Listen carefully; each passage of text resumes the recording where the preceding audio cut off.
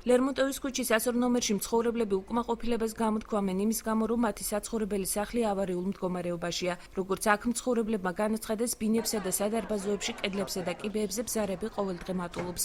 საცხოვრებელ საფრთხე განსაკუთრებით მიწისძვრის შემდგომ შეექმნა. მობინადრეთა თქმით, პირველი სართულის საძირკველი რამდენიმე სანტიმეტრით დაიხარა.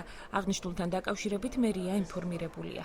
დღეს თუ ხვალ მოლოდინში ვართ, რომ ეს კორპუსი საერთოდ დაიშლება. აი მიწისძვრამდე ჯერ კიდევ არ იყო ასე საგანგაშოდ ვითარება და ეხლა უკვე თვალნათლივ ჩანს, რომ ყოველ საღამოს სახლი რაღაცნაირ ხმას იღებს. მივმართეთ მერიას, ჩაიშარა ტენდერი და შემდეგ მთავრობას უნდა გადავცეთ და გუშინ იყო ბოლოვა და მერს დაურეკეთ, მაგრამ ჰაგაშია გაფრენილი, ასე გითხრეს და დავჭით უსაფუძვლოდ. მოვითხოვოთ ელემენტარულს, რომ უბრალოდ ვიცოდეთ საშიშროებას წარმოადგენს თუ არა. შეიძლება შესაძლებელია ცხოვრება თუ არა. თუ მაგალითად რომ ცხოვრება შესაძლებელი არ არის და საფრთხე წარმოადგენს, ჩვენ მოვითხოვთ რომ დაგვაკმაყოფილოთ.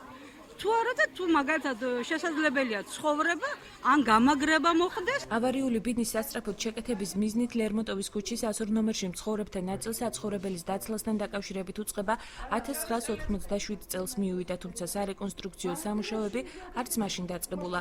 გეოლოგების იმდროინდელი დასკვნის მიხედვით აღნიშნული ბინის საძირკველი წყლით არის სავსე.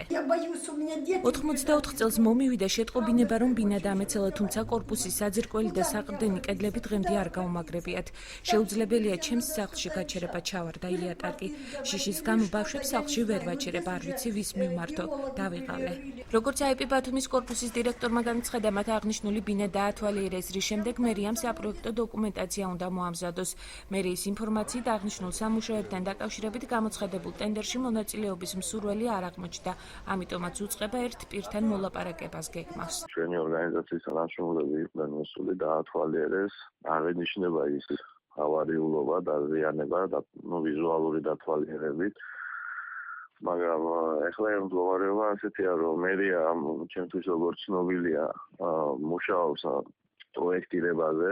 პროექტის შედგენის შემდგომ ეს პროექტი გადმოგვეცემა აიპი ბათუმის კორპუსს, სადაც გამოცხადდება ტენდერი. თუ კი ლერმონტოვის 102 ნომერში მცხოვრებთა პრობლემა დროულად არ მოგვარდება, შესაძლოა მოსახლეობას ავალოლო მდგომარეობაში აღმოჩნდეს.